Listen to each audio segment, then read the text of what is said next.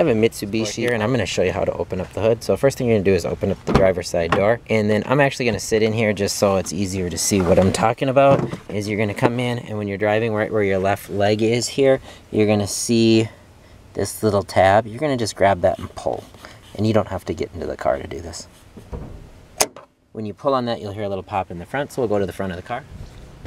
Now that we've popped that hood from the inside, we come around to the front of the car. We're going to pull up on this hood with our left hand, and then you're going to take your right hand, and pretty much right above this Mitsubishi symbol, there's going to be a little tab. So we're going to lift up with our left. Put your right hand, palm down, slide to the left. You'll feel that tab right there. Slide it to the left, lift up. Once you have that, right here you're going to see your hood rod or hood holder. We're going to pull that up, and then we're going to connect that to the hood here. Make sure it's secure before you release with both hands, and we have that secured. Just to undo it the opposite, okay, we're going to push up on the hood, pull that out, connect.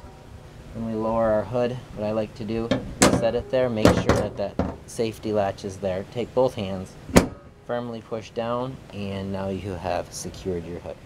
That's how you open and close the hood on the Mitsubishi. Hopefully this helps you. Thanks for watching. Please like and subscribe.